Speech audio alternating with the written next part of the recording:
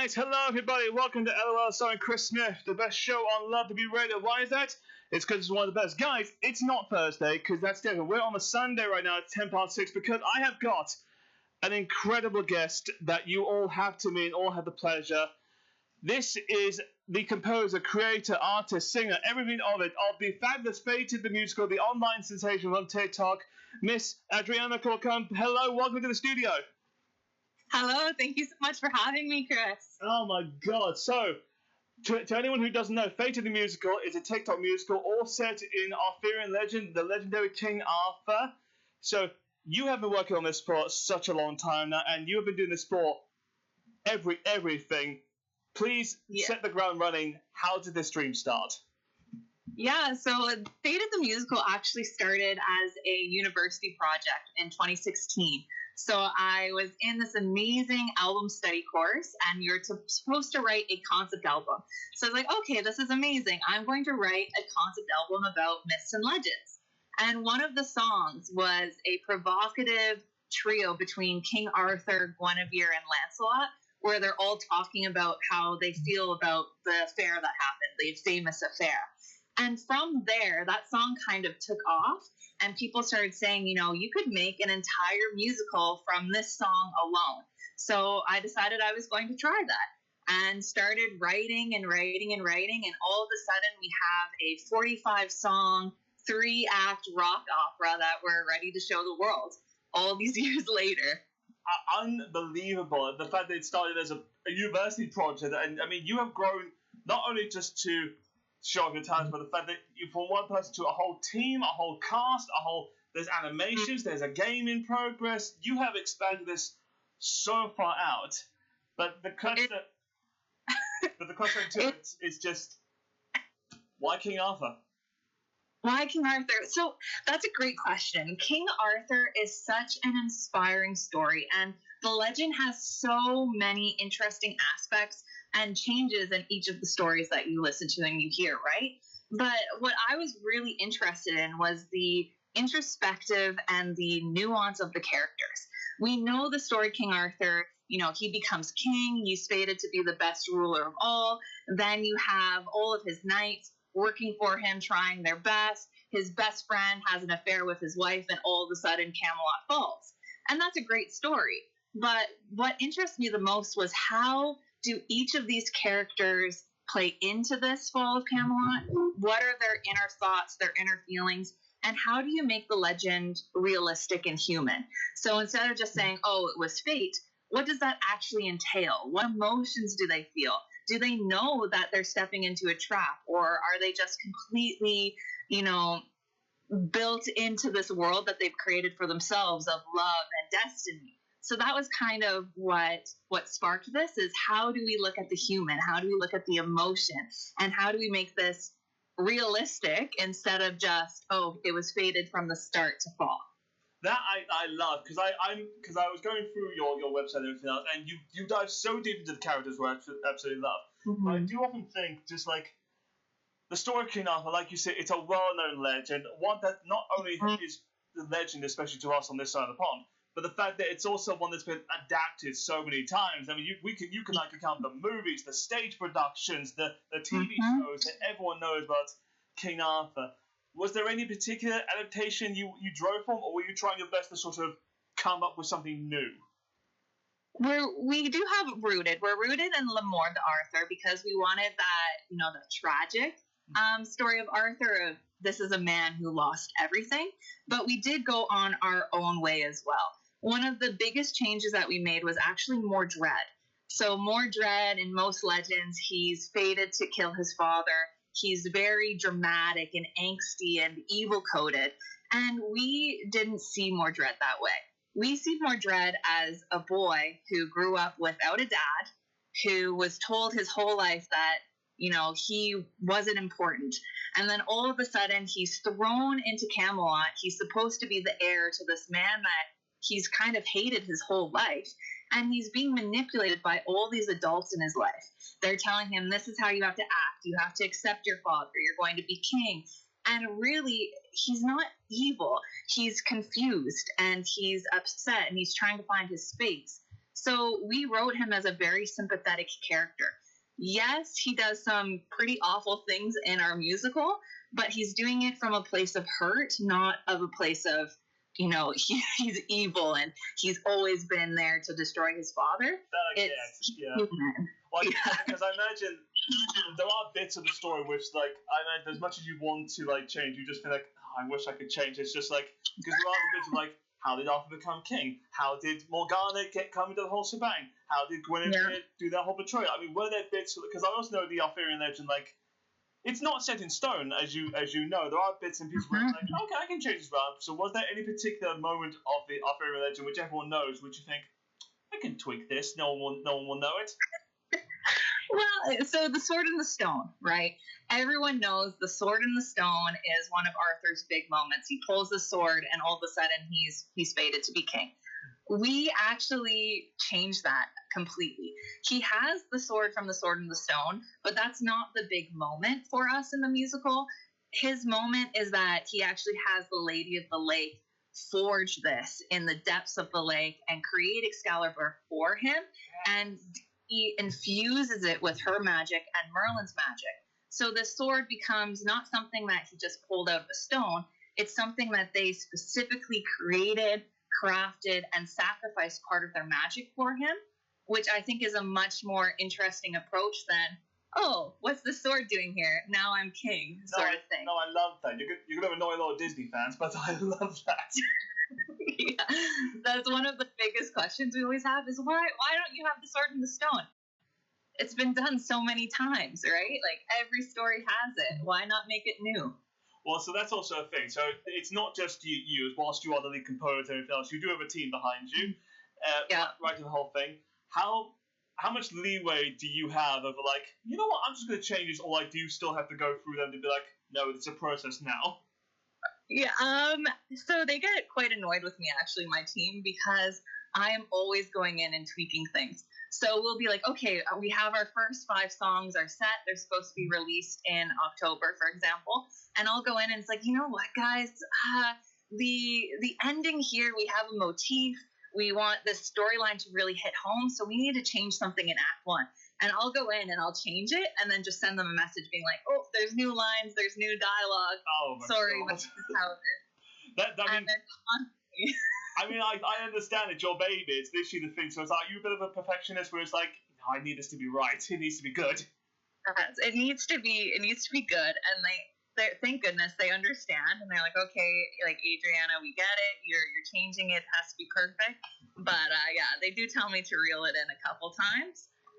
Because I do get a little hyper-fixated. Well, not just your team, I imagine, because also the cast themselves actually still have to read the songs and go through the whole thing. Because what cast do you manage to get? I mean, Casper, as King Arthur, that was a big one. I was like, oh my God, you got him there.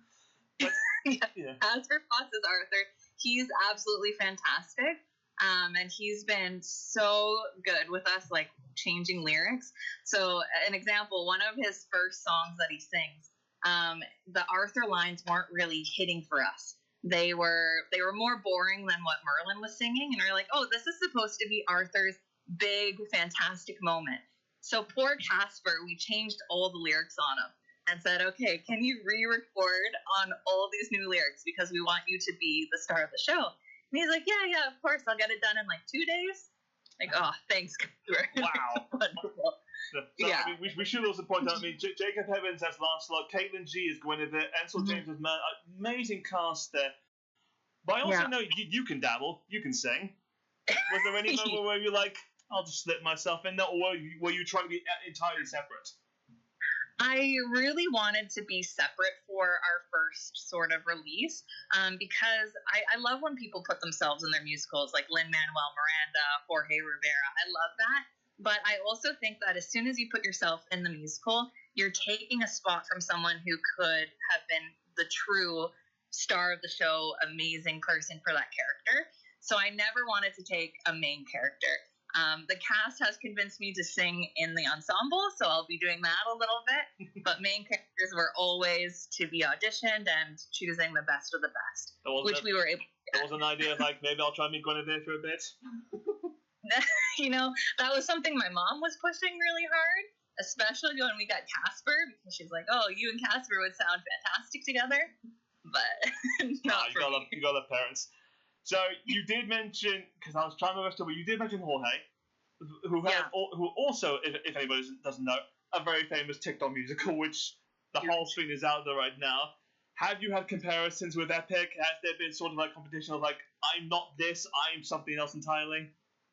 Thankfully, not yet. I think what kind of saves us from that is that we're not Greek mythology. And people know we've been working on this for a long time, 2016, before any of his music came out. So we haven't had direct comparisons yet, or, you know, people making posts saying they're just copying Jorge, they're just copying Epic, which has been really good. I know a lot of our cast has been involved in other musicals that have been Greek mythology, like Casper has Stories from Styx, and they've got a lot of comparison because of that Greek mythology component.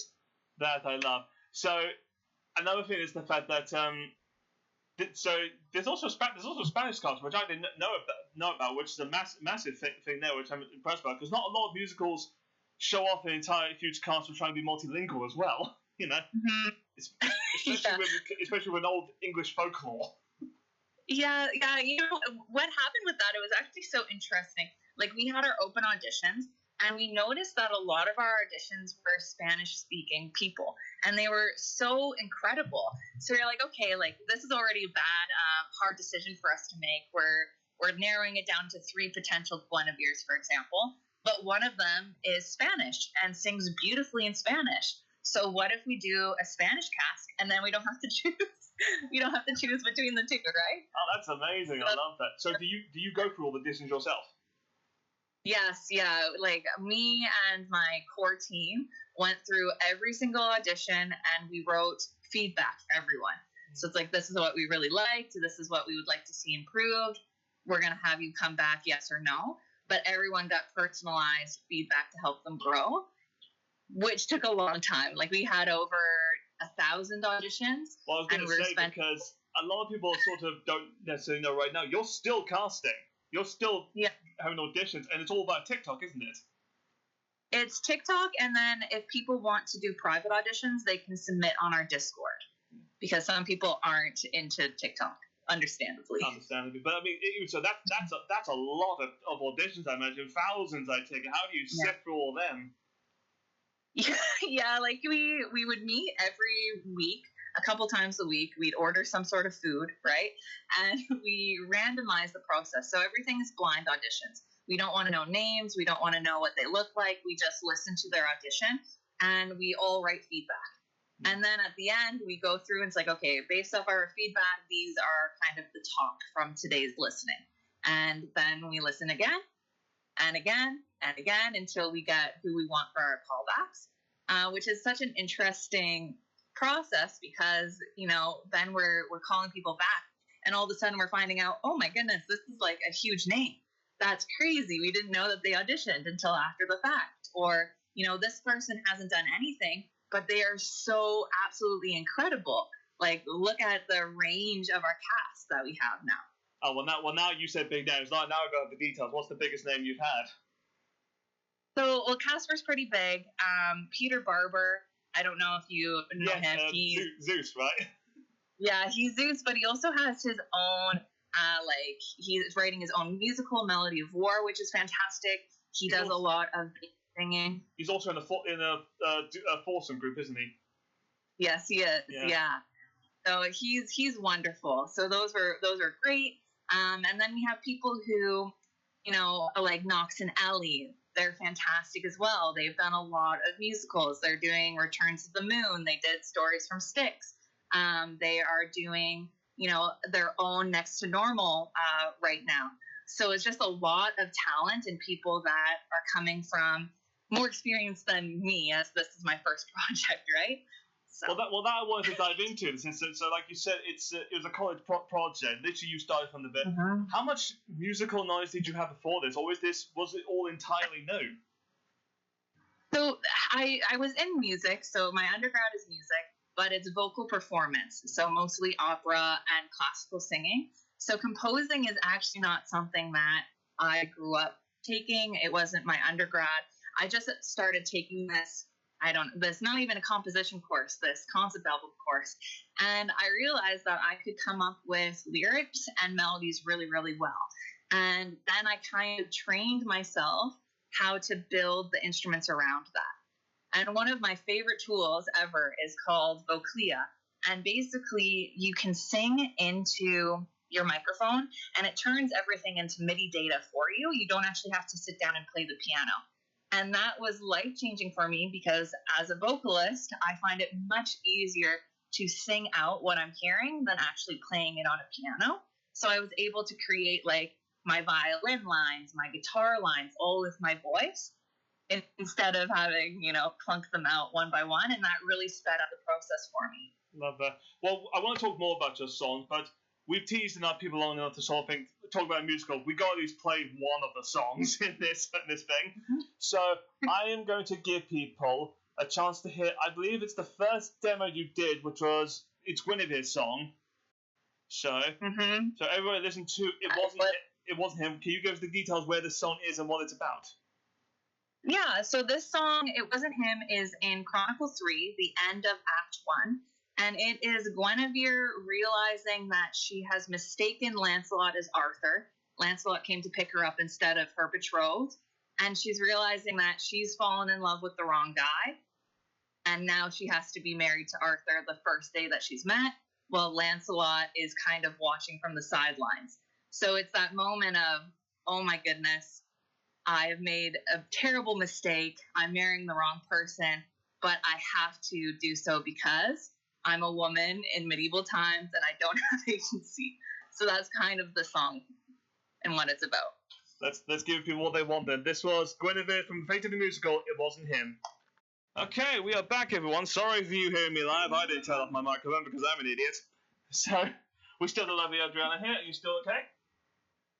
Yeah, we're still good. I hope everyone liked the... Yeah, well, I mean, that's the thing. That's you, which is absolutely amazing, showing that you are a talented singer and everything else. So, the demos right now, there's only 4 right now, only 4 that are live. And they're just you, and it's you and your brother. It's me and my brother and a couple of my friends from a chorus that I'm a part of, who recorded them for me for free, just so we could get the songs out there and get more attention for our auditions, actually.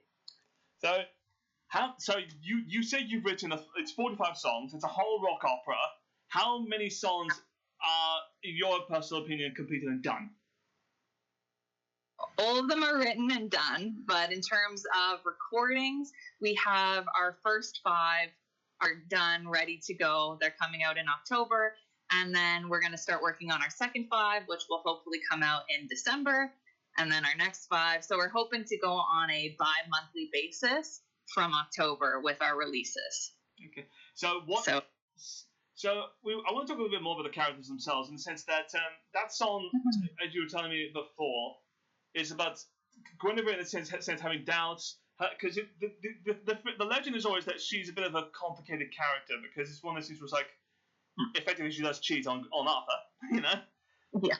But it's like, oh no, she doesn't know who she loves until she meets the wrong person. She's stuck in this time of Arthur and legend. It's like, it's a bit difficult, because also Arthur himself is seen as 2 different people. It's like he's, like you said, he's the fated character. He's the person that everyone knows, but he's also this character that gets, essentially, he's betrayed a lot. He has a lot of heartbreak and despair. Is a lot of that in your musical, or do you portray him differently? Yeah. No, we really focus on Arthur as a vulnerable, broken character. And you kind of see, as he goes through the acts, he starts off very naive, very lovable, charming, a little silly. And as the weight of the crown becomes more and more, he gets more withdrawn with these outbursts of anger, because he starts realizing that he doesn't really have agency. Even though he's the king, he's having all of these people trying to manipulate him, tell him what to do, and then he gets betrayed by the people who love him the most. So we play him off as, he first falls in love with Morgana. He's told by Merlin that he can't be with her because she's actually his half sister. No one told him. I want to question it, because I was going to say for a modern take, that's a weird bit to include in it. So it's like, how much were you like, oh, I've really got like, how much have I got to add this bit into it? That was one of the things we really struggled with is, do we want to stay true to the legend here where she's his half sister? And we said, okay, we're going to play it off as a certain way. Like, he does not know. She does not know. They do one night, one mistake, and then she leaves. That's it, right? And she's pushed out by him and by Merlin. And that's kind of our way of making it more modern and less icky, I guess, while still maintaining that legend component. Okay. But yeah, that is the... No, I mean, I understand it because like it's an old English folklore. A lot of weird stuff's going to be in it, in there. Yes, and it's surprising. Like, everyone loves Morgana. When you talk to anyone who's been following us, they love the way that we portrayed her, and they love that we kept in that familiar relationship between Arthur and Morgana, because it is such an important part of their story as to why they can't be together and why it's, you know, an immediate like, okay, we are not together anymore, you're gone.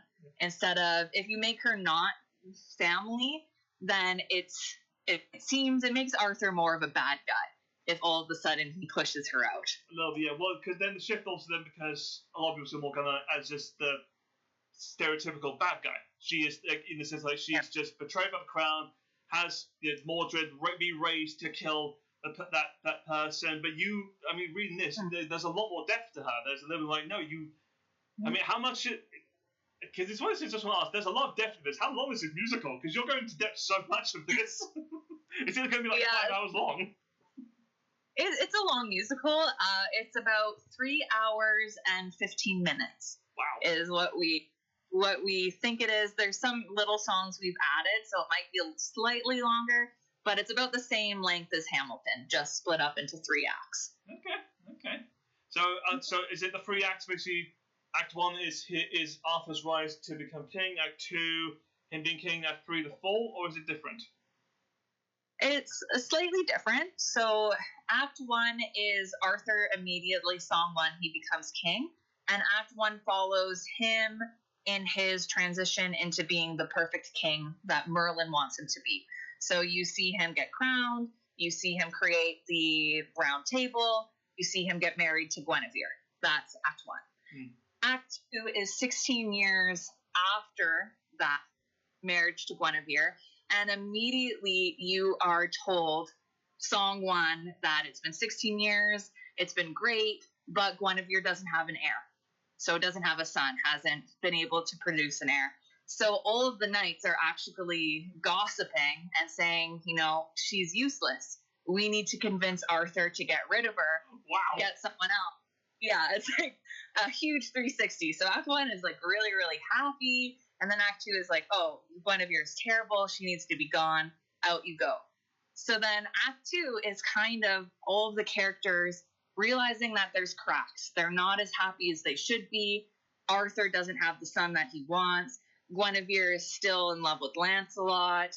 Lancelot is torn between his duty for Arthur and his love for Guinevere. And at the very end, Mordred shows up with Morgana, and he's going to be the heir. So everyone's like, ooh, what is this Mordred character going to do? It's almost a little like high school drama, kind of. Yeah. But not in the bad way. Also, like, there's so much gossip, so much like turmoil. It's just been like, oh my god, if you went to a room and talked. That's like our ensemble characters, our supporting cast. They're supposed to be our inserts as the audience, and they're the ones who are commenting on all of this. Like, ooh, do you see that Guinevere and Lancelot are kind of exchanging glances? Who is this boy that's now the heir? Where did he come from? And you kind of have those moments of those characters questioning things, like I feel we would be questioning if we were watching this happen with the royal family, right? Like the tab that you see. Tabloids, yeah. So is there a dialogue where I'm like, are we supposed to hate Lancelot basically being torn between his king and his love, or like is it a bit more difficult? Like, do we feel sympathy for him? I think it depends on the person. We've written it so it can go either way. You can really blame Lancelot and Guinevere for what they've done, or you can be sympathetic to the fact that they 16 years and they haven't acted on their feelings. They've been loyal to their king. And really what pushes them to finally cross that line is when they think Arthur is happy with his son. When Mordred comes, Arthur's all of a sudden very interested in Mordred, is really happy. He's finally the father that he wants. And the two of them think, he's happy. Why can't we be happy? Okay. And that kind of at the end of Act 2. That I do like, because, there's also another bit that at least some people do know with Arthur and Legend is what happens to Guinevere in terms of the punishment. Is that a bit different, or is that you trying to desperately be like, because even then it's vague. It is vague.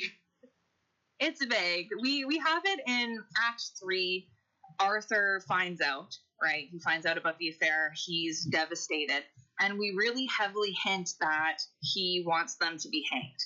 And we have, the chorus think that they're going to be hanged. They're going to be killed for what they've done. And Arthur, at the very last minute, decides that he's going to do something else. And that something else causes a lot of problems for him in Camelot, which leads to the eventual crumbling and his death. Okay. So, because I do want to go about this, but first off, Merlin as well, interesting character. Everyone calls him. Well, how much magic have you allowed into this? Because a lot of people are going to assume with Merlin that the wizard. Yeah, so Merlin has magic. We have Nimue and Merlin have their own sort of versions of magic. Yeah. Merlin's very academic, very rooted in ancient practices, and he does infuse Excalibur with magic. He does use magic throughout the musical to show his power and that he is important, if that makes sense. Yes. Where Nimue's magic is more natural, having to deal with the elements, and she uses her magic more so to support. So she wants people to feel safe and comforting, and she's more of that motherly character with her magic. But the magic itself, we've created original characters that we call the Banderai, and they are the embodiments of the magic. So whenever magic is in the musical or it's influencing something or something's happening, it's actually the Banderai that you hear singing and it kind of explaining what they're doing around the characters. And the idea is for animatics or a stage production, if we get there, is that these characters would actually be moving around and changing things as they're singing, so you can physically see the magic going on in Camelot. Oh, yeah, okay. So the animatics I'm going to do in a second, but just to continue on the Merlin thing. So, because Merlin also, in your stories, the way it's told, is that Merlin is essentially a father figure to Arthur. He's the one who essentially teaches him how to be king, raises him essentially, because Uther dies.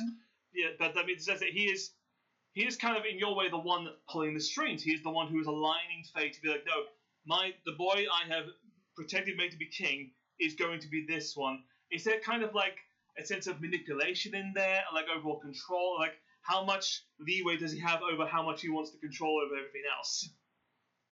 Yeah, Merlin is very manipulative. He is one of our more morally gray characters, where everything he does is to protect Camelot. His loyalty is to the kingdom, not really Arthur. So whereas Arthur views him as a father figure and trusts him and loves him, Merlin does not view Arthur the same way. He views Arthur as the king of Camelot, and he wants Camelot to be prosperous and safe.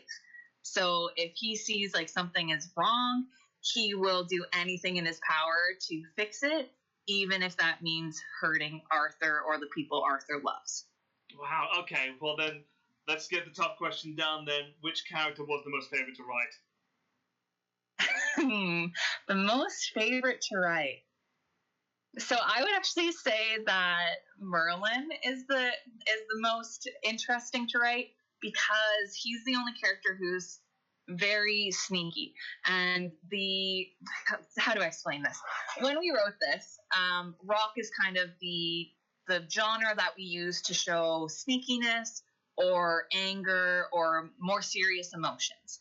And Merlin, from his first song, he is in rock mode, Whereas a lot of the other characters are in more pop rock or classical rock, Merlin always has this metal rock edge to him because we want people to know that he is manipulating and he's different from the other characters. And that was really interesting to write because then all of a sudden you have bass guitar and metal guitar every time Merlin is there or singing, or even if we want people to be reminded of Merlin when he's not in the song, you hear these really heavy rock bass tones to be like, oh, Merlin's watching and kind of creeping around. And that was so fun to write. You're like, ooh. I do love. It's fantastic. So let's dive into a bit more of the music. So as composer, you have full control over everything. So a rock opera, yeah, it's a lot of elements in there of like which bits control which area, which moods, which tones do you want to set, how much do you want to get there. Were there sort of moments in the story you're like, okay, I want to sound this, then change, or were there ones where it's like, okay, I know what this sounds like, it's going to be that? Yeah, like there's definitely moments that things have changed. I've submitted songs to the cast, for example, saying, okay, this is the current demo, this is what the characters are feeling in the moment. And I've actually had them come back to me and say, you know, that you have me singing really high here, and if I'm singing high, I'm going to sound angry, and I don't think that's your intention. So can we change this around? It's like, yeah, of course. I didn't think about that in your voice, that this would sound angry. So now I have to rewrite the melody so it's not as high for you, because this is a moment that's supposed to be more tender. So there's been a lot of back and forth now that we've had our cast, which is so interesting to me, because I think a lot of composers is like, this is the way it has to be. This is the way that I wrote it. That's that. But the way that I've approached it is I want this to be collaborative. So if this doesn't feel right for you and your character, let's change it. That's completely fine. That I love, because I love the collaborative effort. Like, because also it's you recognize what your singers can do. And so it's like, oh no, I can't hit that high the way you want me to feel. I have to go down there. But also when writing the songs, always setting up, do you visualize in your head how you see it? Like how it's going to be on stage, like what you want them to do? Yes, yeah. I have a full libretto. Really, like, the goal would be to get this on stage eventually. So every song has, this is where I would want them standing. This is how I want them singing. These are the colors of the lights, because we use color theory in our show. So, like, we want the lights to be red to hint at this sort of thing. So everything is really, really thought out. And even when we have characters who aren't really in the song, but I want them to be remembered, I'll say, oh, okay, I really want them to just hum really subtly on a harmony on this line, so that people who are listening will say, oh, that sounds like Merlin humming. Why would he be humming this with Lancelot? What's the connection there? And then have them think about those things. So everything is really thought out. I think our working document has 500 pages of just notes of how we want. Yeah. Is that all you just be like, just going through it, being like, because I imagine if you want to like look back at something, you just think, oh god, I've got to go back to that document. My God. You do the Control F to find things, and like, I know that once upon a time I wrote this somewhere. Where did I write it? And you find it that way, but it's very intense. So has there ever been a song that's got so far and then you just immediately cut it? Yes, yeah. Our original version of What I Feel, which I absolutely loved, it's that trio song between Arthur, Lancelot, Guinevere. I loved it. It's such a strong pop rock song, but as we kept going and going, I kept saying, okay, I'm going to keep it because I love it. And then you're listening through and you're just like, it doesn't work. It doesn't work with the other songs before and after. The song is too upbeat for the moment that we're trying to portray. So we actually had to completely gut it, rip it apart, spread it out throughout the musical. And it was heartbreaking because it's one of my favorite songs I've probably ever written. So coming to that moment of we can't use it was devastating. Have there been moments where you think like, oh, if I just tweak it, maybe I can add it back in, or is it just simply like you just can't because it doesn't fit the story anymore? Yeah, it didn't fit the story anymore, so it's just like, it's gone. We use parts of it here and there, like some of the lyrics, but with a much different tone. So instead of this like provocative pop rock, it's now more of an orchestral funeral dirge where we use it, but it's not the same song anymore. Okay, okay. I guess we never talked about that before, but why specifically rock opera? Why go leaning onto the hard rock? Because rock music is so unique, right? When you look at a lot of the musicals that are out there, not a lot of them are rock, and if they are rock, they're more so concept albums or musicals that are based off of music that already existed. Like We Will Rock You, like the Queen musical, right? It's all based off of music that was already there, and the story kind of fits around it. So I really wanted to do something that was unique, that was different, but that was also like really hard hitting. And rock allows you to kind of do some scream singing where you just let your emotions out and you can just wail and wail and wail, and people will feel what you're feeling. So it's like, okay, when we want Arthur realizing that his whole life is a lie and no one has truly loved him, we want him to be able to scream. And you can't put that in classical music. You can't put that in a pop song, right? No. But in a rock song, it makes complete sense if it's accompanied with, you know, a guitar riff and the two of them are just going back and forth, just wailing. I mean, did that then develop into picking your cast and thinking like, I need to hear you scream. I need to hear that core in you. You know. Yeah, we need to hear the grit. I think a lot of it was like, okay, I love what you've done, but now I need like the grit sound, you know, because we want to hear that exasperation when you're singing. Well, if I hear a bunch of if Peter and Casper lose their voices, I know who to blame. but Sorry. No. So are you a bit of an old rock girl yourself? Do you like classical new rock?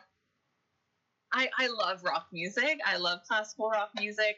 Basically all rock music. I blame my dad. He like started me on the oldies when I was really young, and then I just kind of went from, you know, the Beatles to Metallica to Nightwish, right? And just got progressively more. You're at that level. That's amazing. Yeah. Yeah. I mean, were there any particular like bands or singers where you were like getting like the vibe, like I want them to sound like this? Oh yeah, 100%. Like Evanescence, a lot of our songs have been compared to Evanescence. Yeah. Love them. Nightwish, as I mentioned, a lot of those as well. And then in terms of musicals, like Jesus Christ Superstar is probably the closest to our music. Because it's just, again, if you think like Jesus screams a lot in that musical. And that's kind of what it's called.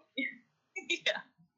Okay, so I mean, is that how you're sort of making sure that it's different? Where it's like, okay, this isn't just your stereotypical musical where like people just sing casually or something. Because also, there's no dialogue in this at all, right? No. Like that is adding a lot more pressure to your singers. Yeah, it's a lot of pressure. We have some dialogue, but it's in songs, right? And it's not a lot. It's at most 2 sentences, and they only use it to bridge or to give them a break before they have to really, scream at. Is that more difficult to write with, to be like, because a lot of time musicals, it's a combine. You have the music and the dialogue to sort of bridge the story together. Is it a bit more difficult to be like, oh, this song has to now link up to this next one, then this next one to make the story make sense? Oh yeah, it's really hard actually, and that's one of the things that we've spent the most time on is having people listen through in one sitting and tell us, does the story make sense? Because if there's no dialogue, everything is happening through singing. So you need to know where they are, what they're singing about, what the main plot points are, where they're going, all in song, without getting that break of actually explaining it to the audience. So if someone's listening and they're like, I don't know where they are, we have to change that. Or I don't know what they're singing about, we have to change that, because you have to be moving forward constantly. You can't have any songs that is just about, this is what I feel, or this is what I see. It has to always be, this is how I feel, this is what you're doing to me, this is what's happening next. All in song. And it's hard. But I think it's really beautiful that way, because you can listen to the songs without the dialogue, and you know the whole story. You can visualize it in your head without actually having to see an animatic or see it on stage. Which I imagine is the hope in the future, is that do you want this to be an animatic first or a stage production? We've written it for stage production. That's kind of the goal we're trying to leverage with the TikTok musical, is trying to get enough funding to put it on stage. But in order to do that, you have to have animatics. So animatics are going to come first. We also have like graphic novel that's going to help with a lot of the visuals in that sense. But then hopefully it'll go on stage. You also have a video game about developing, right? I mean, that's a new development. Just like, how did that get in there? Yeah, so the video game is actually Mortius. Mortius, he does reactions for Epic the Musical and a bunch of other musicals. He actually reached out to us and he said, I would love to get involved, but I don't want to be involved with anything that's going to be compared to my friends' works. So I don't want it, a lot of Epic stuff. I don't want you to be compared to Epic. I do a lot of stuff with Casper. I don't want it compared to Stories from Styx. So is there something that we can do that would differentiate it? So the idea was like, okay, we can make a video game. And that was actually fantastic because I have so many cut songs and so many, character arcs that we couldn't do in the concept album that we're now just putting into the video game. So we have Gareth's whole story, everything that happened with Uther before Arthur was made king, we're going to be exploring. We can explore the Green Knight, the Black Knight, what was going on with Morgana when she was exiled. So it's kind of like we're creating this multiverse of Arthurian legend where the video games are going to have their own albums, they're going to have their own stories, but they're all going to tie back to the concept album and the musical, which will be really fun. I love how far you come from this to just be like, oh, you've said something about multiverse from just going as far as this. So I'm going to play another song, and then we're going to go to ad breaks. If you're comfortable, I'd love to still chat to you for a little bit afterwards after that.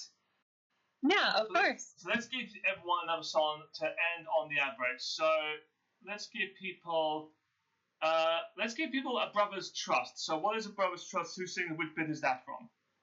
Yeah, so A Brother's Trust is also in Act 1. It is a song between Arthur and Lancelot. The version we have on Spotify is sung between two of my friends from Chorus, Mark and Billings, and they're fantastic, but they're singing Arthur and Lancelot, and it's basically that Rosalind moment from Shakespeare's Romeo and Juliet, where Arthur is singing about Morgana. He met this wonderful girl. He thinks he's in love. He wants her to be king or queen, and Lancelot is saying, you know what? You're the king. You can do whatever you need to do. I'm here. I'm going to support you. I'm going to love you. And it's kind of this bromance between the two of them before disaster. Okay, then. Well, let's get into that then. Guys, we'll play this, and we'll see you guys after the ad breaks in about 10 minutes or so. So, have fun, guys. A Brother's Trust. Hello there, everybody. Welcome back to LOL starring Chris Smith, one of the radio stations on Love to Be Radio. How you all doing? We still have the lovely Adriaana Corkum from Fate of the Musical with us right now. How are you doing, my dear? You've been a fantastic guest for us right now. Thank you so much. I am so appreciative that you've had me on. It's been such a lovely chat. Now, that's it. We've still got another hour, so we'll talk as much as you want, because there's so many things I want to dive deep on. Particularly, we talked a little bit about the visuals. So, there is character art, especially, if I got this right, Stormy Lee Wormy is the official character artist. Yes. Stormy Lee. Sorry, go. So Stormy is our official character artist, and everything that Stormy designs, we are using and implementing across the board in terms of our animatics, our posters, our visuals. So she is kind of the master creator of all of our characters for both concept album and video game. Yes, because if anyone wants to see her work, all the characters of each character, she's drawn an image of them all on their main website, fateofthemusical.com, which they can happily go see. So the question I want to ask is, how much input did you have in what they look like, or did you just trust her entirely to go through it?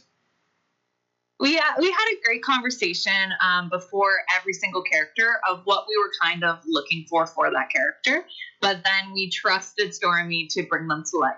So one of the main things that we really wanted to focus on was that the characters were inclusive and diverse. We didn't want realistic skin tones because we wanted people to be able to see themselves in the characters. And as soon as you have, this character's white, this character's black, then a lot of people will either not audition or they'll say, oh, this doesn't represent me, I'm not interested.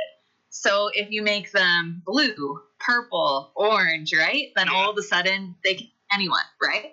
So that was kind of one of our main things. We wanted non-realistic skin tones, and then we wanted an array of body types, hair textures, facial features. We didn't want them all to look the same. We wanted them to be very diverse, very inclusive of different peoples, different cultures, all within kind of this faded look. And Stormy is fantastic with that because they all look like they belong in the same world, but they're all so different and unique. No, I love their work. It's fantastic. Because, I mean, she's also not the only artist. There's an entire team of character figurines, album covers, main artists. We literally talked about the video game a little bit a while back. But it's interesting, like you were saying, like how you wanted to represent everyone, especially about the fact that like all these characters, I mean, like Arthur is orange, Nimue is blue, like Melon is green, that sort of thing. Like I didn't realize, like, was there some setback of like people auditioning and thinking like, oh, if I make these characters look like this, they're not going to audition, despite the fact that it is essentially it's an animatic. They're not being seen. But it's like, was that difficult to be like? But it's a cartoon. It's not. It's your voice. It's your voice. Like, yes, we did blind auditions, right? So we did have a couple questions of, well, what if I don't look like the character, right? If I audition and I don't look like Lancelot, right, will I be cast as Lancelot? It's like, well, first of all, it's your voice. We want your voice to be Lancelot's voice, for example, right? We don't care what you look like. It's if you sound like we envision Lancelot to sound like, and the character art is the character art. It's, this is what he looks like. He's purple. He has long hair. I don't think anyone is going to look like him, and that's okay because it's the voice that matters, right? It's how you portray the character. Doesn't matter what you look like. And I think as soon as people understood that, they got more comfortable with it. A lot of online musicals who do the animatic route, they base their characters off of the singer after the fact, right? Yeah. So I think, that was kind of in people's heads. Like, well, if I audition and I don't look like, a knight, a strong, athletic, knight, am I not going to get the role because I'm not going to have the perfect animatic look? It's like, you don't have to. This is our character. I think we can blame Jorge for Epic for that, considering that every animatic, all the singers look like each other. Yeah, they do. And like, that's so cool. And I love that approach, but I also think it's very limiting because then if people want to do a cover of your music, right, then they feel that they have to get their own animatics, their own artwork, right, to do that cover. Whereas with us, we're completely saying, use the art, do the cover. This does not belong to this actor, this voice actor, or even us. Like, this is Lancelot from Faded. This is Nimue from Faded. If you want to be Nimue, here's the art for you. Give her a voice, right? And I think that's a much more inclusive approach. Amazing. So how far along with animatics? Because I know that's a way to do it. Like for an online musical is to go the animatic route, then have people like me react to them, get build up, then they go to develop more of a following. But like, how much animatics are there? Do you want a whole animatic of the musical, or are you solely focused on like, no, I want this to be seen on the stage? We really want to do the stage thing eventually. What we're doing animatic wise is very unique, I would say. We have Stormy, who's fantastic, and Stormy is doing a graphic novel for us. So every single song has a corresponding graphic novel, which is, you can see in the artwork, it's very, cartoon, very... Yeah, like the guys in those colors, that sort of vibe. Exactly. So we've actually teased a couple of her pages, but every song has an animatic. So the first song, for example, Raise the Crown, has 10 unique pages that follows through Raise the Crown. So when we are actually streaming that song, we're going to have these graphic novel images coming in and out, slightly moving with the lyrics going on over top.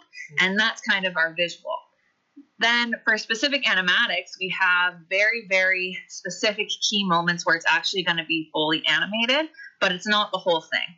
So Stormy's graphic novel is the constant visual that you're going to see, and then we're going to have moments of animatics. So if we really wanted to showcase, Guinevere seeing Lancelot for the first time, that will be an animatic because that's a really key moment that we want people to pay attention to. And then it will go back into Stormy's graphic novel work. Okay, I like that. So, I mean, how far along are they with the graphic novel? Or is it still very early days? Or is it something where fans can expect to see at least something? Yeah, well, Stormy has a great, basically a lot of it done. So Stormy has, I know, all of Raise the Crown, and then has rough outlines for everything else. So we will have visuals for our first release. So every release that we have is going to have their graphic novel, their set animatics, like they're ready to go. We're not going to be releasing the songs without that visual component because it's so important. Yeah, that I love, because I think a lot of these times, especially with an online musical, like people just can't pay attention to the song. They do have to have a visual, something there to look at. Mm-hmm. So yeah. Then I could. Sorry. I just saying, yeah, like visuals are so important to keep people interested. You can't just have a lyric video because, people are just going to scroll past that. They're not going to really engage with it. But if you have beautiful artwork that's helping to enhance the story and also has hints about what's going on, then that's going to make people pay attention. I know. So Raise the Crown's the first song of the musical, right? Mm-hmm. Yes. Is there a date expecting that for the full release of that? So we're actually hoping to do 2 teaser releases in September. Ooh. And Raise the Crown is one of them. So end of September, we don't have an official date yet, but Raise the Crown is one. And then that song that I told you that we had to cut from the musical but I loved, that's another teaser that we're releasing at the same time. Oh, I'm glad you're releasing it. Yeah. It's such a good song, and like I am so excited for Jake and Caitlin and Casper to sing it, as well as Bernardo, Carmen, and Jimmy on the Spanish side. Like they sound so fantastic, and I think people are going to love the song, even though it's not in the official musical anymore. If it's a good song, then people will still love it no matter what. It's you. Yeah. So let's give people another taste of your brilliance in your artwork with another one of the songs you have. So this one I've got is "A Void to Fill." Mm-hmm. So where is it in this context of the musical?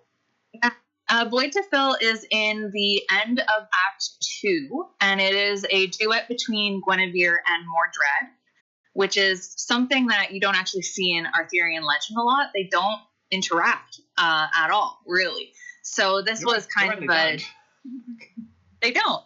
And that doesn't make sense. So we're like, we really want to have a duet between the two of them. And basically the song is Mordred saying, he's lonely. He hasn't really had a family.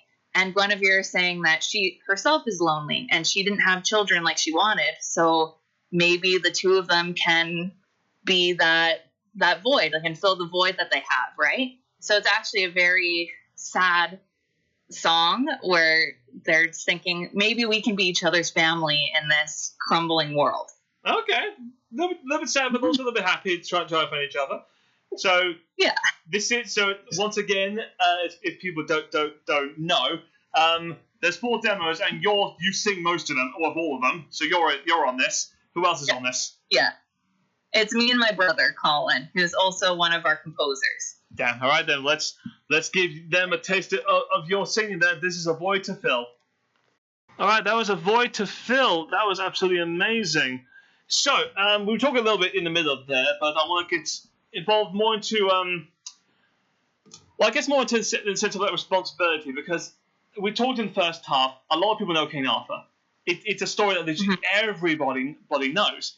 But it's also a story I think a lot of people hold dear to their hearts of how much they love it. It's something that's like people relate to King Arthur. I mean, especially here in the UK, I mean, there's a reason why, when it comes to like Prince and Princess, they're not allowed to be named Arthur because of that legend, So was there a little bit sense of like a responsibility of like you knew how much these characters are beloved and how much you could or could not change the story, or like how much you're like, oh, I've got to be real careful with it? Yeah, 100%. We not want to offend anyone or make them feel like we were completely stripping the story down to the bare bones and we were taking too many creative licenses. So everything that we write with purpose, and it comes from some sort of story or legend, just made in a more realistic fashion so that people can relate to the characters more. We didn't want to, all of a sudden this character who's beloved is now the bad guy, right? Like that I feel would not go over well if you made like Gawain one of the most beloved knights, all of a sudden he's evil. I don't think people would appreciate that, right? Yeah. So when we were making who our bad guy is, we're like, none of the characters are bad guys. They're all just people trying to survive. And that's kind of the route that we took, because if we can make it human and we can explain why they do the things that they do, then hopefully people won't be offended by those decisions because they'll understand them in the historical and the legend, I guess, sphere of things. Yes, because I imagine what a lot of people must assume with you is that you must now know a lot of Arthurian lore. We know a lot. We know. I mean, you know. I mean, because even I know there's a lot of weird little stuff where it's like, this is kind of strange, I mean, what's the weirdest bit of Arthurian lore that you've read up on that you think, why is that part of it? Oh. They're so weird. We actually did like a little series where we had our cast read some of the most bizarre Arthurian lore things. And one of the ones that stuck to me was that Arthur was offended by a cat, so he threw him into the ocean. That's like a whole story. There's a whole poem about this. I'm sorry, and what? Like, what? yeah, it's a demon cat. So I was like, okay, where does this come from? And I had to do research on it. And basically the story comes from, there's this demon cat that Arthur goes to fight this demon cat, and how he kills this cat is by throwing it into the ocean. Like, okay, that kind of makes sense. But then the kind of obscure references that people have now is the cat offended him. The cat talked to him, hurt his feelings, so then he picked it up and threw it in the ocean. And that's a complete difference from the actual legend that it comes from, right? You're like, what? This is so weird. Oh, sometimes I hate my own folklore. I don't understand that. It's just so strange. I mean, so that's obviously not in a musical. I mean, because I know a few things. I mean, I know there's one where it's like Merlin ages backwards, which is a strange one. Mm-hmm. I know that that there's one where it's like Guinevere has an evil twin, apparently. Yes. We talked about that plan. She didn't actually cheat on Arthur. It was her evil twin. Yeah, that sounds so much like okay, that's fan fiction. You're reaching to try and make us a little more nicer. Just like, okay. Yeah, there's some really weird ones. There's one that the reason Guinevere cheated on Arthur was because her furniture was possessed. And you're like, possessed by what? And why? Why is that a thing? I'm sorry, Arthur. I'm sorry, Arthur. The table made me do it. Yeah, exactly. Like, so the question is, like, why is it possessed, and how would that make you cheat? It's not like it possessed you. It's just so strange. I'm sorry. So, the pillow cushions were just so enticing. Just I didn't know what to do. They were whispering to me all night. You would have done the same. Yeah. Where do you think pillow talk comes from? They literally told me. Yeah, exactly.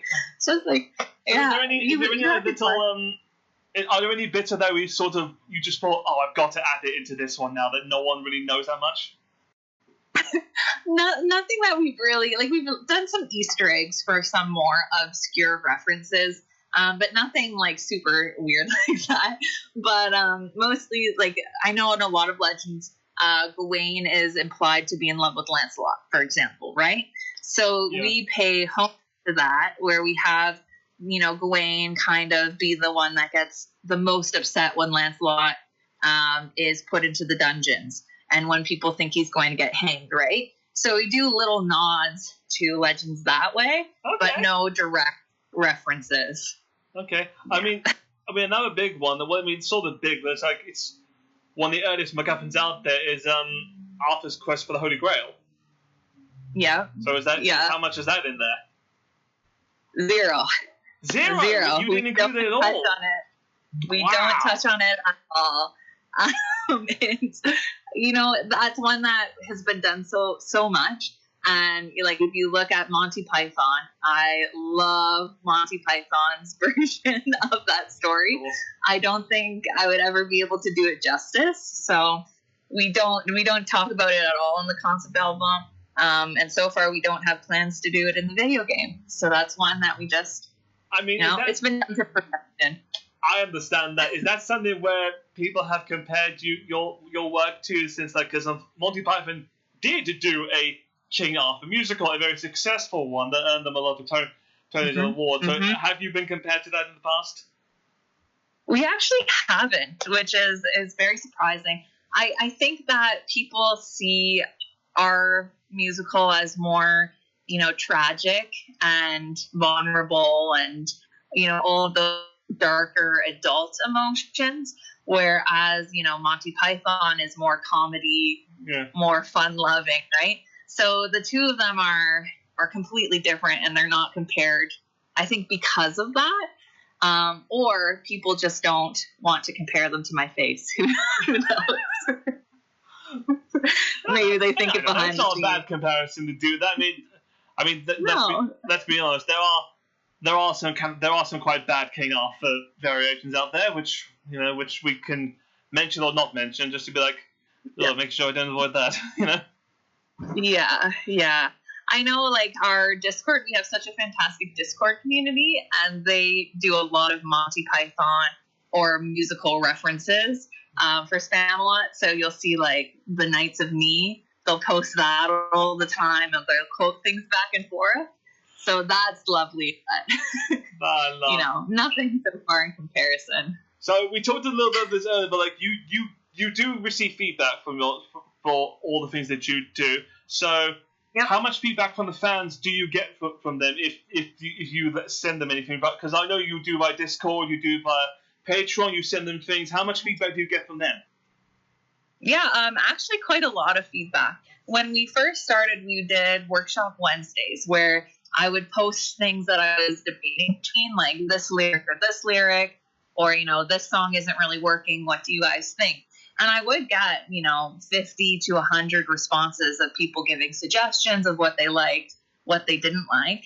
One of our biggest, feedback moments was one of our songs called Hand and Heart, which I've been calling my nemesis. It is the one song that was rewritten 25 times. I couldn't get it to work. I hated it. It wasn't sounding right. And it's the 5th song in the whole musical. So I actually would start posting all these different demos and saying, okay, this is the demo right now. I don't like it. What do you guys think? And we would have people saying, oh, I think Morgana doesn't really sound like Morgana. The tone is different. Or, I don't really like Nimwe's line here. It doesn't make sense. So it's okay, I take that information and then I put out a different demo. Okay, what do we think of this one?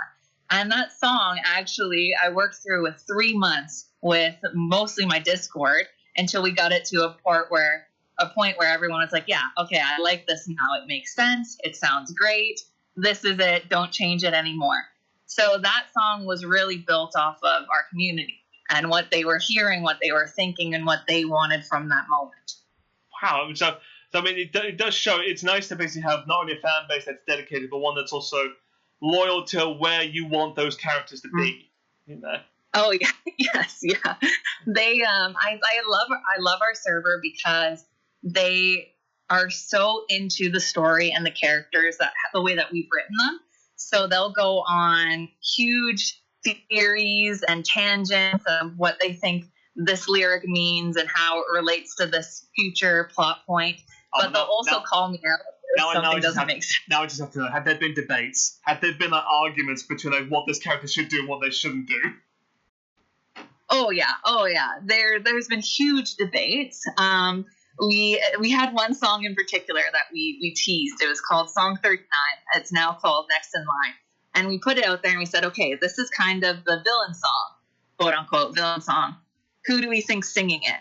And the debates were ridiculous. We had people saying it's Merlin, it's Mordred, it's Gareth, it's, Nimue, it's Morgana. And everyone was debating and saying, well, this happens in Act 1, or if you listen to this song, it sounds like this character, and all of these things. And it was so interesting to see what people thought and who they thought was singing the song, only to be mostly incorrect. We had a couple who knew. You sort of just opened the floodgates of like, who's the villain of this story? Just picture on the phone. Oh my god, there's so many. Yeah, it was crazy. And people say Morgana is a great choice if you know your legend, right? Mordred is a great choice if you know your legend. But it wasn't either of them. So as soon as we said, okay, it's not Mordred, it's not Morgana, then people were like, oh, who is it then? Because, are they going to make Merlin the bad guy? Are they going to have a completely different bad guy? So it had so many great conversations. And I loved, like, some of our Discord users were writing pages and pages of theories about who the bad guy was. It's fantastic. Well, now I have to know the song Next in Line. Who does sing it? It's a duet, and it's between Merlin and Gareth. Okay, so people might have been a bit half right there. They're a little half right. I think Merlin, a lot of people got Merlin, and Gareth was hard to get, though. Okay. Because Gareth is one of those knights who is a more beloved knight. So he's one of the characters that we've changed the most, I would say, from Legend, where he's kind of the bad guy because he loses faith in Arthur's leadership and decides that he has to kind of step up and lead everyone into the Saxon War and force Mordred to bring people to the war. And that's kind of a bad guy moment for him because he's going against Arthur's wishes and he makes Mordred go to war, which is not good in the story, right? So I do love that because it still falls in line with your thing of like your philosophy of like that. By that logic, he's not really a villain. He's doing what he thinks is best for Camelot. The way Merlin's also doing what's best for Camelot. It's because I like that, like doing your best to be like, okay, no one's the archetype bad guy for bad guys. Like, no, they have reasons. They're trying their best, Yeah, they're trying to survive, and a Saxon horde is coming to the gates. The king isn't doing anything because he's depressed over Guinevere and Lancelot. I need to do something. I have to protect my kingdom, so I'm going to do this. And in that moment, he's the bad guy. But really, anyone would have done that to protect themselves. Love that. All right, so we've got a bit of time left, not half an hour left. So let's give everyone one of the last demos, and then we'll fill the rest of the time chatting about you and Arthur, just because this has been so fun. So the last one I have of the demos, I think, is Mordred's song. I'll call you that, which I imagine, and I'll be happy if I'm wrong, this is something between Mordred and Arthur? This is, it's a solo moment of Mordred, and he is, singing to Arthur, basically. Do I call you father, or do I continue to hate you from a distance? It's kind of that moment of, you left me my whole life, so what do I call you? Okay. And it's big rock and roll. Love that. Let's hear it then. All right, that was a brilliant song there. Mordred sounds fantastic. So, to round it off, I want to talk about, two things. One, I assume that a lot of people don't know that Arthur is based on an actual person. He is actually based on an actual thing of the Anglican king going up against the Saxons, which I imagine, because we were talking a bit about in your Discord during the show, like how much parallel of like how many people know the fantasy side of the story, and then how many people know the historical side of the story, and you doing your best to try and bridge the gap of like trying to be real life about it, then trying to go fanatical about that. Is that difficult to do, especially as you say you want people to feel it in modern times, like now, like trying to set all these pillars together. You just feel like, is it a bit too much? Yeah, it can be a little hard. We have people who are, very much the historical side. Like when we say it's a Saxon battle, we're saying, oh yeah, Arthur dies in a Saxon battle. Then you have people saying, well, what battle was it? Was it the battle of Hippisflow? Was it the battle of this? Was it the battle of this? And you're like, whoa, whoa, whoa, whoa. That's historical. Like, we haven't decided which battle yet, but we know it's a Saxon battle. We have to look at the timeline to see where it actually makes sense. But then you have people who are more the fantasy base, and they're like, well, is there a dragon? That's the question.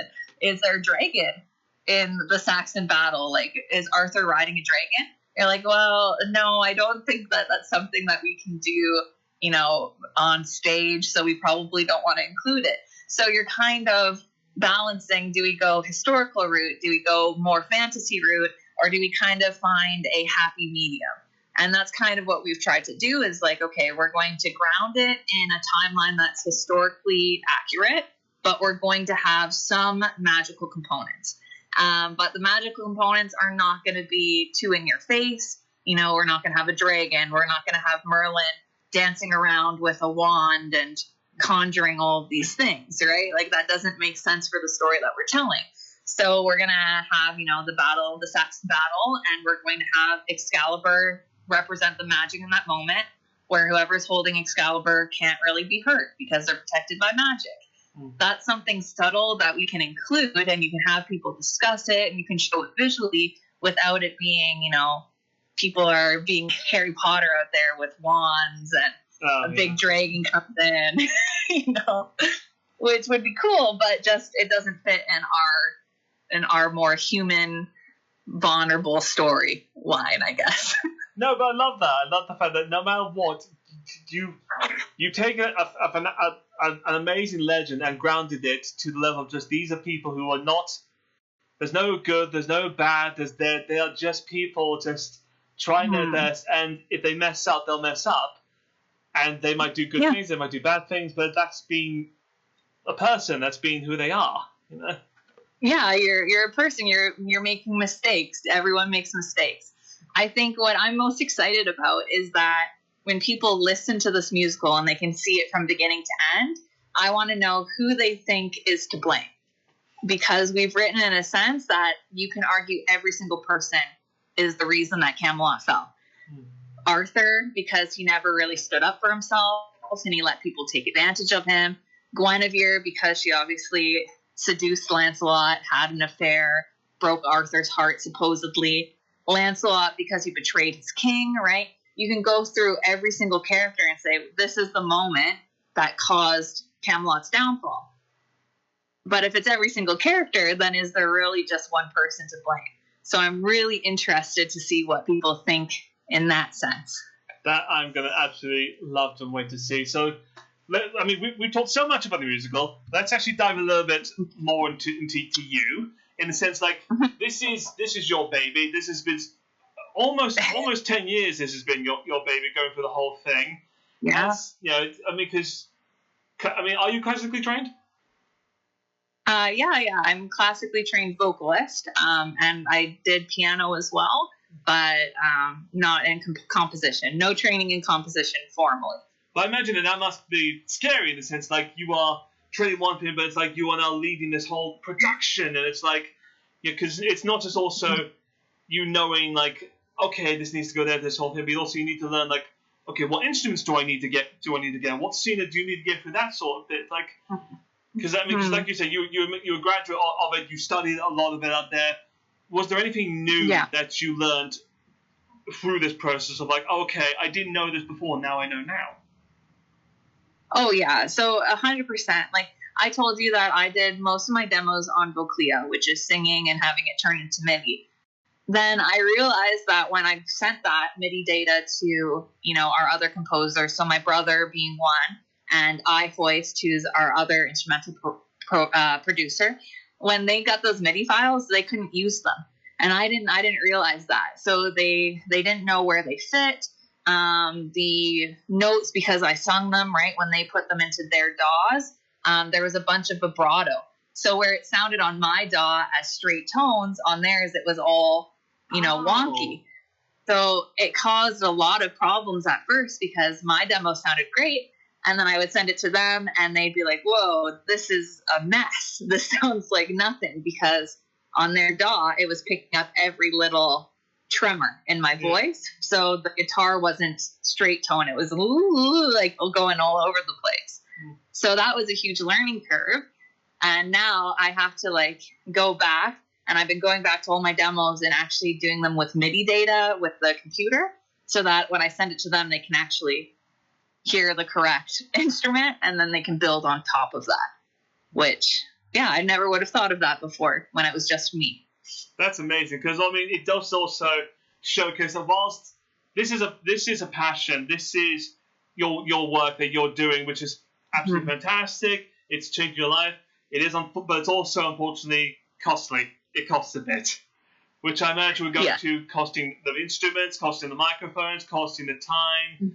Like, was there any level? Was there a point during this journey of like, oh, I want the best, but it's like, oh, I don't know how much money I'm going to need. Like, was there another trying to like compensate, trying to be like okay with money? Oh yeah. Especially like I have an 18-month-old at home, so a lot of it is conversations with my husband of, okay, I really need to pay for this artwork. This is going to enhance our whole production. It costs $200, for example, and him being like, well, $200, that, that's our son's daycare. Like, that's a lot of money. It's like, I know, but you need to do it, right? So we've kind of been budgeting, like, this is what we need. This is what I have to spend money on. And then maybe these are things that I can ask for help with. So one of the biggest things was microphones. We're doing this internationally. We have people all over the world. Some people who auditioned, used their phone and didn't have microphones that they could use. And mixing that is horrible. You can't mix a phone recording with a professional recording. Professional microphone. Yeah, exactly. So you need like a professional microphone. And that would be really, really expensive. That's not something that I would be able to, pay for 60 people in our cast to get professional microphones. So that's kind of where we said, okay, I can't pay for this, so I need to find help. And luckily, thank goodness, Austrian Audio and DPA, had meetings with me, and they said, we trust you, we like your product, we're going to send your cast microphones to use. Wow. And that was life-changing, because that would have been, $60,000 to $100,000 to get everyone microphones they needed. So I was like, oh, thank goodness, like, you can do that. So now I can focus on what I can pay for myself, which is art, animatics, right? Stuff like that. Safety boards, instrumentalists. We should also let people know that you're not just doing this out of pocket. You do have a Patreon. You do have ways of people getting money to you. So do you want to plug that for a second? How can people help you if they want to get into this project? Because they're going to want to. Yeah, like Patreon is a big one. We also have a Ko-Fi that we're doing soon, where people can do one-off donations if they don't want to do a Patreon monthly subscription. Our Patreon's $5 a month at its top tier, and it gets you access to full demos, cast recordings, some funny little cast demos, and behind-the-scenes stuff that other people don't get. And then all of that money that we get from that, we put towards our artists, our animatics, our instrumentalists, so that we can make this project bigger and better. So any type of donation is great. But if you don't want the monthly subscription, one-off donations on Ko-Fi also would be super helpful. Even if you just want to buy, someone a coffee. Fantastic. Am I also thinking, do you have a Kickstarter, or am I wrong in that? Not yet. We're going to be launching a Kickstarter after our first official release, so that people can actually see and hear the product. We don't want to ask for money before people actually see what we're capable of. So this is our first album. Please help us. Let's get into that then. So that's the thing. Over nearly a decade worth of work, like months and months, the fact that of teasing people, like giving people like little demos and things, but you are finally almost ready to release segments. So we talked about this a little bit, like how are you releasing the whole work? Are you doing it all at once? Are you doing it in bits? Are you doing it with times? How are you doing it? Yeah, so we're going to be breaking it up into sections. Faded Chronicles, and each chronicle is going to have 5 songs. So our first chronicle we're hoping to get out in October, specifically on Halloween, and that's going to be Chronicle 1, so part 1 of Act 1. And it's just the beginning of Arthur's story. Then bi-monthly, we're hoping to do like each chronicle, so Chronicle 1, Chronicle 2, Chronicle 3, that will be the end of Act 1, and then we'll take a couple months our sort of schedule. So there's 9 chronicles in total. Each chronicle has 5 core songs and then might have what we call mini bridge songs in between, where we felt like we needed extra support in telling the story. So most chronicles are 5 songs. I think our biggest chronicle is 8 songs. Okay. In terms of what you can listen to. But from the sounds of it, then, so you're doing each chronicle of a bit that has 5 songs going each every month. So this sounds like the whole release will take over a year. Oh yeah. It's starting October, and then I think the final release is going to be in 2027, the beginning of 2027. So it is spread out.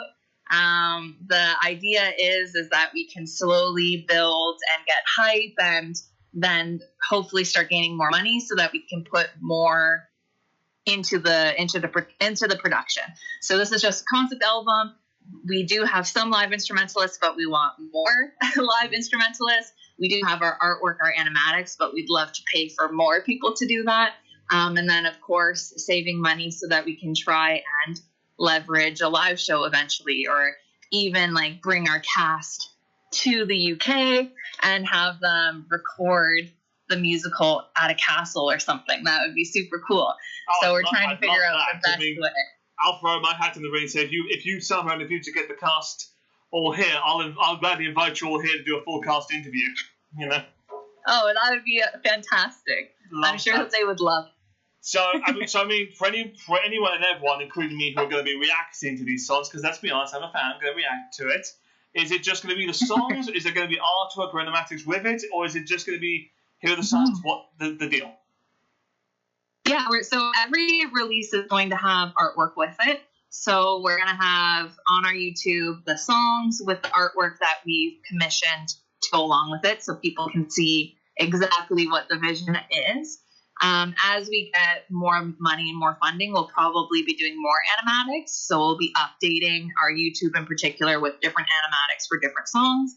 But no matter what, first release, there is going to be visuals for people to watch on YouTube. And then, of course, it's going to be released on 150 plus platforms for people to listen and read the lyrics as they're listening to it. So it's going to be pretty intense. We probably won't do a live stream for our first release, but we're hoping to be able to do a live stream for our second release, where we can watch everything with our fans and get people's live reactions in the moment, because I think that part of community building is so fun. That sounds brilliant. I mean, is there going to be, so October 31st, Halloween's when the first chronicle is going to come out, is there a bit of a, do you think when it happens there's going to be a bit of a weight lifted of like, okay, it started, I can now release it, or do you think is the tension going to be there until it's all out?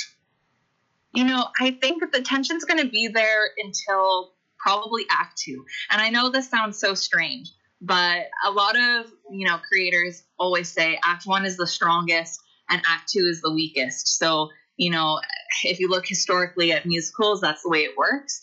But it's not for Faded. In Faded, I can honestly say that it only gets better and better and better, and Act 3 is our strongest.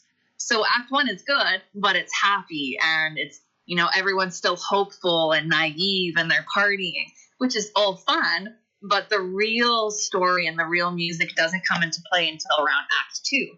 So I'm going to be holding on tension because I want people to stick around for the payoff of like Act 1. We're setting the storyline, we're building the foundation, we're making you fall in love with these characters, and then Act 2, we rip it out from under you, right? So if people don't stick around, they're not going to see the growth and why we've done the things that we've done. I love that's that. kind of... I love the fact that, like, it's going to be like, when people react to you, you're not going to be happy unless some people actually cry during these songs. Oh, yeah. I expect everyone to be crying by the end in particular. If you haven't shed a tear by Act 3, then I've failed. Well, I'll do my best then. So you plan to have this be on stage. Where is the dream place you want this to be on stage? Oh, boy. I would love to do international tours. Canada doesn't have the strongest of musical theater startups here, right? So I think ideally we would want to try and start in England would be the goal, especially because of the concept, King Arthur. Yeah. I feel like that's where you would want to start and then do international tours from there. Okay, that sounds absolutely amazing. Well, I mean, we've had a whole near 2-hour conversation on talk about Fate. It has been an absolute damn pleasure. So for everyone out there, because we'll go in a second, but just for everyone out there, let's give your details and everything. So please tell everyone, where can they find Fated the Musical?